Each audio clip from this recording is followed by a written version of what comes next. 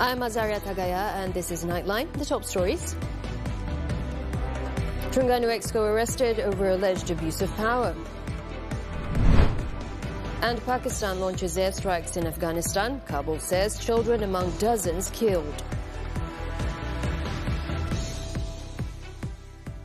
The Malaysian Anti-Corruption Commission (MACC) has detained a Terengganu State Executive Councillor to assist in an investigation over alleged abuse of power. The individual is believed to have misused his position by instructing that his 2 children be employed at a government-linked company GLC in the state.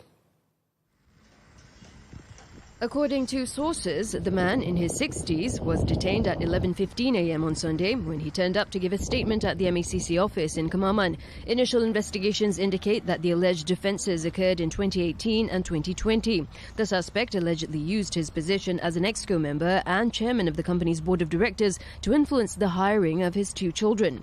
Terengganu MACC Director Hazrul Shazrin Abdul Yazid confirmed the arrest, adding that the case is being investigated under Section 23 of the MACC Act. The suspect is expected to be charged in the near future. In a separate case, the MACC is expected to summon several witnesses, including the Secretary-General of a ministry, in the near future to obtain explanations regarding the implementation of an agreement between the government and a foreign company estimated to be worth 1.1 billion ringgit. A source said the move follows a probe into the deal, which is linked to alleged leakages of government funds involving the substantial allocation. Based on preliminary information, several individuals are also believed to have been appointed to senior positions in the company after leaving the ministry concerned. MACC Deputy Chief Commissioner Datuk Sri Ahmad Kusairi Yahya confirmed the matter but declined to provide further comment. Meanwhile, the MACC Chief Commissioner has been summoned to provide his statement to the special committee investigating the shareholding allegations against him. Chief Secretary to the government, Tan Sri Shamsul Azri Abu Bakar, said that based on preliminary reports received, the committee is currently examining compliance and regulatory issues regarding Tan Sri Azam Baki's share ownership. In a statement on Sunday, Shamsul said the Special Investigation Committee convened last Thursday and summoned Azam to clarify his ownership of 17.7 million shares in a company which were purchased for over 1.4 million ringgit. He added that the committee is still evaluating all information and will call additional witnesses to complete the investigation. The committee has also assured that a comprehensive probe will be conducted transparently, independently and professionally. The findings of the investigation, along with recommendations for further action, will be submitted to the relevant authorities. This includes consideration of any potential breaches of criminal law or applicable regulations if evidence of wrongdoing is established. Now, the Cabinet will be briefed on the ramifications of the United States Supreme Court's decision to strike down the tariffs imposed by President Donald Trump's administration at its next meeting. Prime Minister Datuk Sri Anwar Ibrahim said the Investment, Trade and Industry Ministry MITI will table its detailed report on Friday. Datuk Jo telah bagi penjelasan, kita akan dapat penjelasan teliti, baru kita respon, kita tunggu hari mesyuarat hari Jumaat. Dan Kementerian MITI sedang meneliti dan juga koordinat dengan Washington DC dan juga kawan-kawan di ASEAN. Anwar said this to reporters after attending a Buka Puasa event in Kuala Lumpur on Sunday evening. It was reported that Trump's plans to impose global tariffs on 15% to replace the tariffs scrapped by the US Supreme Court after he initially announced a 10% levy on all goods entering the country. On Saturday, Investment, Trade and Industry Minister Datuk Sri Johari Abdul Ghani pointed out that Washington still has other legal mechanisms under which it could impose various trade measures, including unilateral tariffs. PAS Vice President Datuk Sri Ahmad Samsuri Mokhtar has been appointed as the new chairman of Perikatan Nasional. The Terengganu Menteri Besar replaces Tan Sri Muhyiddin Yassin, who resigned from the position on January 1st. The appointment was decided during the coalition's extraordinary Supreme Council meeting held at the PAS headquarters in the capital on Sunday. According to PAS Secretary-General Datuk Sri Takiuddin Hassan, Samsuri's appointment was unanimously endorsed after being nominated by PAS President Tan Sri Abdul Hadi Awang. The meeting also decided to appoint Muhyiddin, who is Bersatu President, as PN Deputy Chairman. All members of the PN Supreme Council, including the presidents of the 4 component parties, attended the 90-minute meeting. Samsuri, the the elected assemblyman for Ru Rendang, has served 2 terms as Terengganu Menteri Besar and was Hadi's political secretary in the early years of his political career. In a related development, PAS will take on the role of opposition leader in the Dewan Rakyat. The decision was among those agreed upon by the PN component parties during their meeting on Sunday.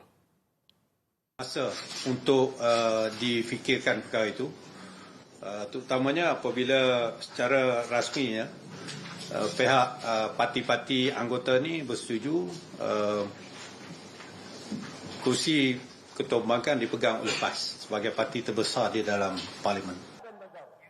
Currently, the position is held by former Bersatu Deputy President Datuk Sri Hamzah Zainuddin. The laureate Member of Parliament was sacked by Bersatu after being accused of attacks against the party's president. The Health Ministry is not making mask wearing mandatory, despite a rise in tuberculosis cases nationwide. The approach, it said, is risk-based and built on personal responsibility to protect oneself and the community, rather than enforcing mandatory measures like during the COVID-19 pandemic. However, mask wearing was encouraged for people experiencing fever, cough, flu or sore throat. The ministry also advised the use of face masks in crowded areas or in closed spaces with poor ventilation, as well as when visiting healthcare facilities or interacting with high-risk groups, such as the elderly, chronic patients and immunocompromised individuals. Previously, Health Minister Datuk Sri Dr. Zulkifli Ahmad said 85% of TB cases involve Malaysians, while 15% involve foreigners. He stressed that TB is not a new issue, but an endemic disease that has long existed and requires serious attention from all parties. Sultan of Kedah, Sultan Salihuddin Sultan Badli Shah, presented 1,200 aid boxes on behalf of the Kedah royal family to help ease the burden of underprivileged families. The boxes containing essential items will be distributed to eligible recipients across all 12 districts in the state. The symbolic presentation took place at the Kedah Royal Family Contribution Ceremony and Breaking a Fast event with the Sultan at Istana Anak Bukit on Saturday. Also in attendance were the Raja Muda of Kedah, Tengku Sarafuddin Badli Shah Sultan Salihuddin, and the Tunku Mahkota of Kedah, Tunku Shazuddin Arif Sultan Salihuddin. State Secretary Datuk Sri Norizan Kazali and Media Prima Berhad Group Chairman Datuk Sri Dr. Syed Hussein Al-Junid were also among those present at the event. The contribution reflects the ruler's appreciation and concern for the people, particularly during the month of Ramadan. It also continues the royal institution's tradition of strengthening ties with the community. In Pulau Pinang, 21 villagers in Kepala Batas were left with only the clothes on their backs after their homes were razed in a fire on Sunday. State Fire and Rescue Department Operations Assistant Director John Sagun Francis said the blaze in Kampung Pematang Kerai Besar involved 4 houses. The flames spread rapidly due to the close proximity of the houses. 2 cars and a 4-wheel drive vehicle were also destroyed, along with 5 motorcycles. All residents managed to escape unharmed. The fire was brought under control by 6 a.m. According to one of the affected victims, 58-year-old Jamila Ismail, she was in the kitchen preparing for sahur when she heard loud explosions. Macam dengar bunyi tu meletup-meletup. Lepas tu macam ingat ada pergaduhan. Tapi macam buka pintu, tengok-tengok api dah menyala kat ni dah. Tak boleh nak buat apa dah. Another victim, 42-year-old Khairul Nizam Muhammad, said he was awakened by his youngest child after feeling the heat from the fire. 2 cars he used for his business were also destroyed.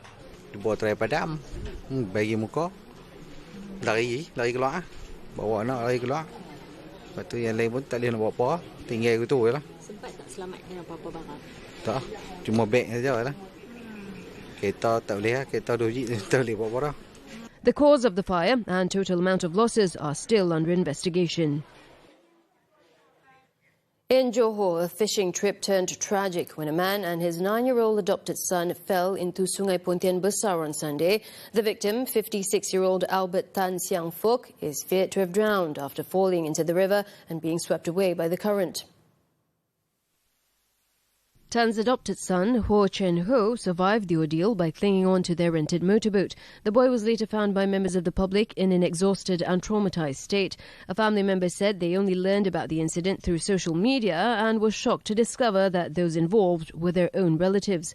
Pontian Police Chief Superintendent Hazrat Miun Hussein said the incident occurred about 800 meters from the Bumbung Biru jetty at Tanjung Air Hitam. Preliminary investigations found the boat had struck a submerged log, causing both occupants to fall into the river. Neither of them was wearing a life jacket at the time. The child has been handed over to his next of kin, while search operations for the missing man is still ongoing.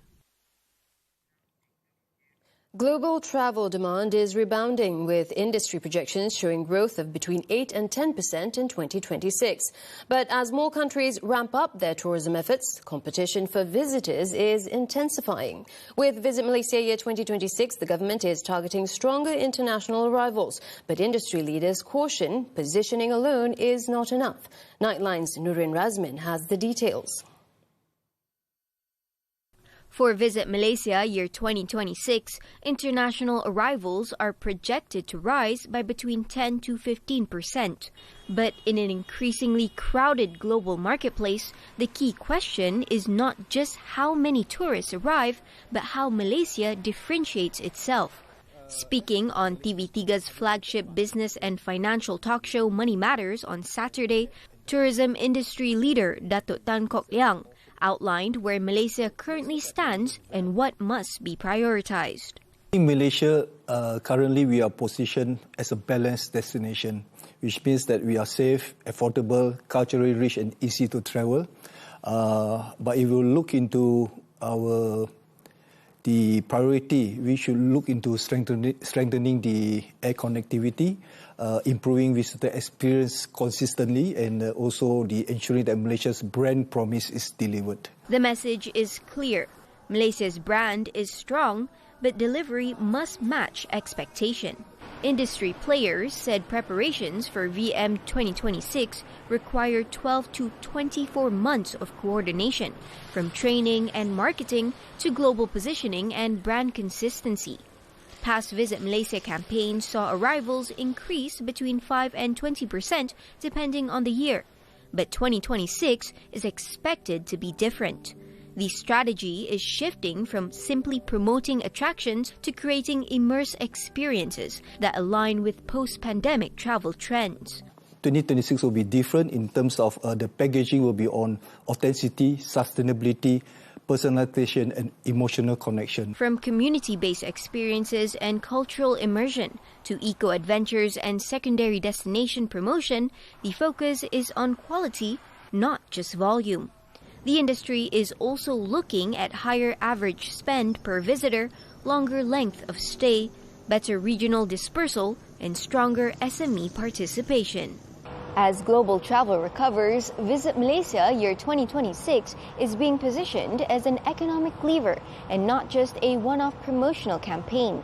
The real test is whether Malaysia can translate global interest into high-value tourism growth. Nurin Razmin for Nightline, TV3. Two cable theft suspects arrested after 100-kilometer pursuit. This and more after this breather.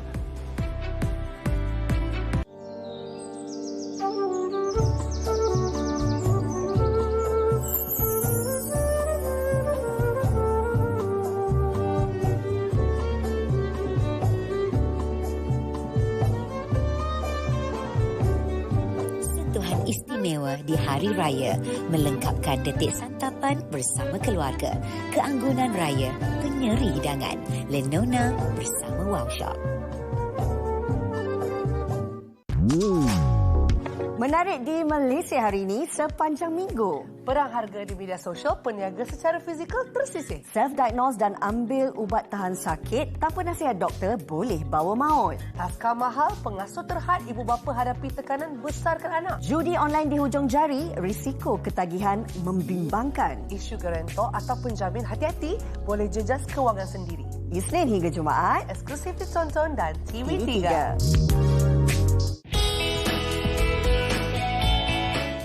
Nak beli tu, nak beli ni, ramang mata lah. Tapi tak boleh boros, tak bertempat. Bazar Ramadan kembali lagi kami mahukan menu berbuka untuk anda. Ada orang melakukan ibadah untuk dilihat ataupun dipuji. Takut-takut kita ni menunjuk dalam ibadah. Bulan Ramadan bulan mulia, bersedekah di bulan Ramadan, pahala berlipat ganda. Bila terlalu bergantung secara emosi kepada pasangan yang tak boleh berenggang Jumaat ini. Semuanya di WCI TV3 dan stream sekarang ditonton. Jom 30 hari, 30 level up iman. Tingkatkan pahala, kurangkan mengata. Let's go! Buat apa tanya AI kalau boleh, tanyalah Ustaz. Akan ada pertolongan daripada kedua-dua amalan. Jangan pendam sendiri, share je di Jurnal Muslim. Mengapa kita menafikan? Chill lepak moreh with Sembang Sahur. Kurma dan air zam-zam. Tahan sampai pukul 2.30. Sama-sama Ramadan, sama-sama berkat. Di TV3.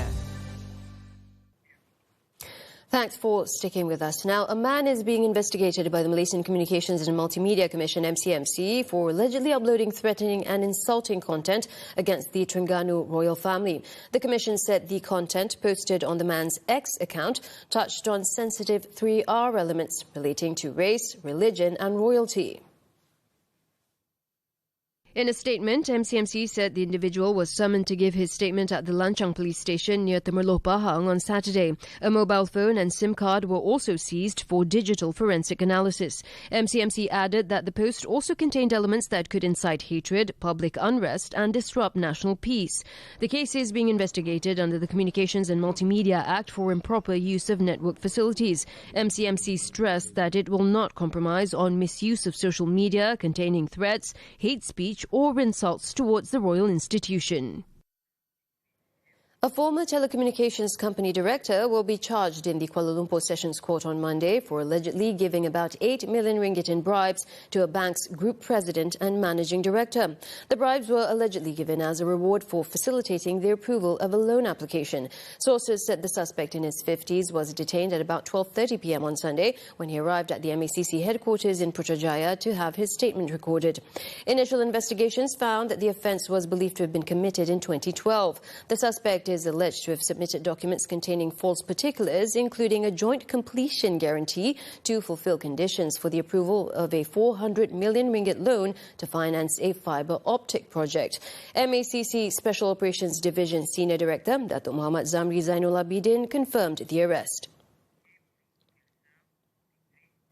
Police are tracking down a group of men suspected of stealing underground cables in the early hours of the morning around Section 3 in Shah Alam, Selangor, after a 14-second video of the incident went viral on social media. The theft is believed to have occurred at around 5 a.m. last Friday. District Police Chief Assistant Commissioner Ramzi Imbol said a report was received from a local resident in his 30s who witnessed the incident. The witness, who was asleep at the time, was awakened by loud noises outside his house and discovered a group of unidentified men cutting cables. Police believe the gang is experienced and skilled in carrying out such thefts to obtain copper. Their modus operandi involves digging holes and using vehicles to pull out the cables before cutting them at secluded locations. The value of losses is still being assessed. Efforts are ongoing to identify and arrest those involved.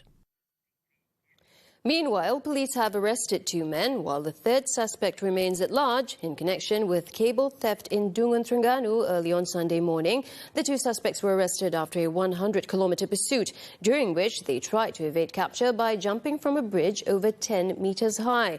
The chase began at around 4:40 a.m. when officers intercepted the vehicle carrying all the suspects. In an attempt to escape, the vehicle sped through and damaged barriers at 2 toll plazas before finally being stopped on a bridge in Kampung Padang Kubu. The suspects then jumped from the bridge, leaving 2 with serious injuries. Efforts are ongoing to track down the 35-year-old suspect who is still on the run. Blizzard warnings issued for New York City. The details when Nightline returns. 3 drama Ramadan paling emosi. Confirm buat satu Malaysia panas. Khianat yang terpilih. Benda apa yang paling susah saya kena hadap? Saya terpaksa tinggalkan orang yang saya cinta dulu. Saya tahu yang dia dah tahu pasal kita. Cuma dia tak ada bukti. Ida pun tak tahu kenapa Ida nak kena ada rasa curiga dekat abang. Kerana cinta itu dusta. So pernah dapat konten kan? Ini bukan konten. Awak je lebih-lebih. Kenapa tak daripada dulu? Kenapa sekarang? Sekarang ni semua benda yang I buat tak kena dekat you lah. Tak kena. Tak kena macam mana? Bila cinta menjadi dosa. Perempuan mana yang tak sakit hati bila suami dia ada perempuan simpanan? Tak ada siapa pun yang boleh rampas tempat you. Satu dunia dia boleh janji. Sekejap semut pun tak mati. Tapi lepas tu... Tapi please. Juan G Drama. Sama-sama Ramadan, sama-sama berkat. Di TV3. Obo-obo ni dia ralik. Jadi dia terapeutik. Nampak macam lukisan abstrak. Tu nak start untuk membela obo-obo. Bermulalah dengan membela ikan-ikan yang lebih mudah dijaga. Mostly dia tak ada rasa sakit. Bila kita trim tu dalam 3-4 jam macam tu dia akan panjang balik lah. Bobo dia boleh besar sampai 20 cm lah. Obo-obo tu boleh mencapai sehingga 98% air. So nak handle dia sangatlah fragile.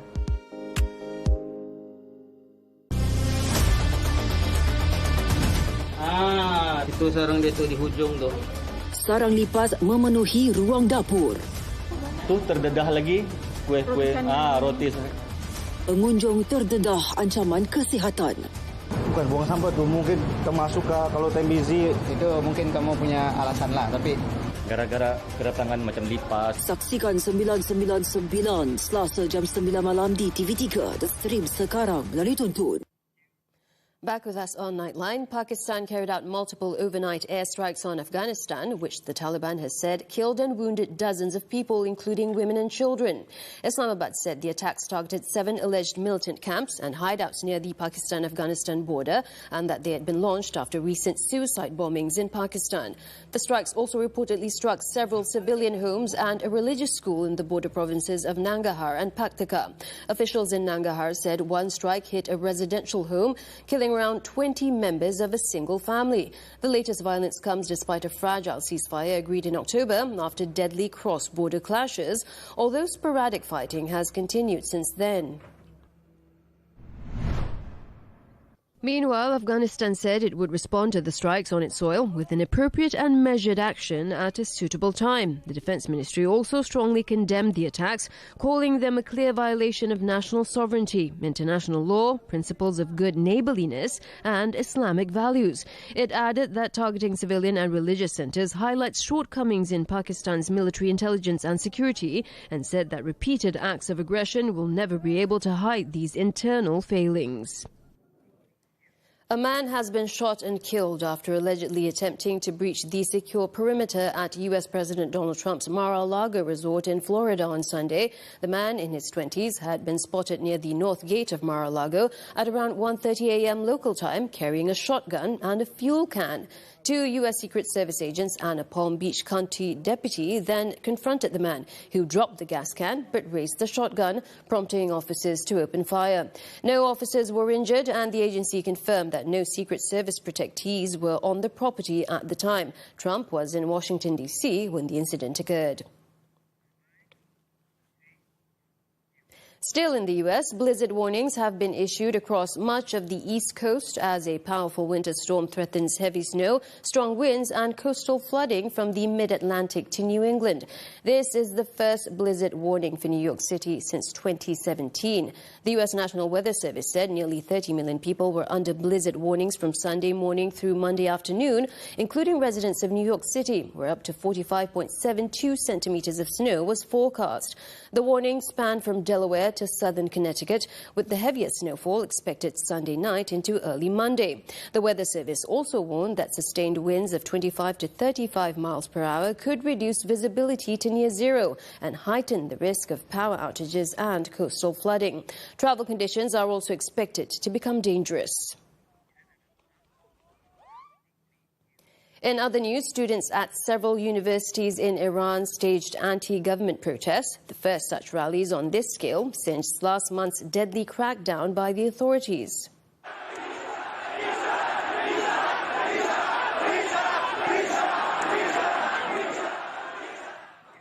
Hundreds of protesters marched on the campus of Sharif University of Technology at the start of the new semester on Saturday. Scuffles later broke out between the demonstrators and government supporters. Protests were also reported at Beheshti and Abir Kabir universities in Tehran, as well as at Mashdad University in the northeast.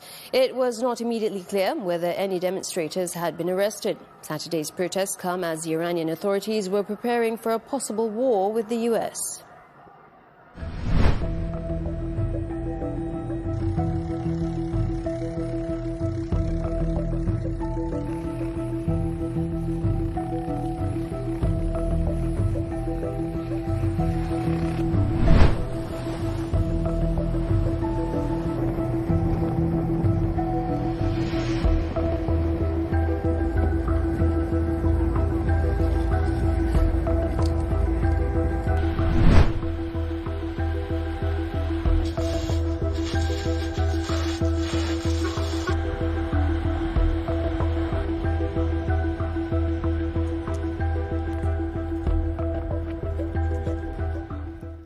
On to sports now. Football and the Super League. 3 matches were played on Sunday night. Selangor FC recorded a narrow 1-0 win against Kuching City FC, while Kuala Lumpur City FC secured a convincing 4-0 victory over Brunei DPM MFC. At the Lika Stadium, Johor Darul Takzim FC delivered a commanding 6-1 victory over Sabah FC. JDT asserted their dominance from the beginning, with Bergson de Silva calmly converting a penalty in the 8th minute. Ajdin Mujacic extended the lead in the 21st minute, followed by Oscar Arribas 4 minutes later. Mujacic then added his second goal on the stroke of half-time. The Southern Tigers scored 2 more goals in the second half, with Manuel Hidalgo and Arribas finding the net in the 46th and 48th minutes respectively. Chris Marlin netted Sabah's consolation goal just before the final whistle. The 6-1 victory kept JDT atop the table with 51 points.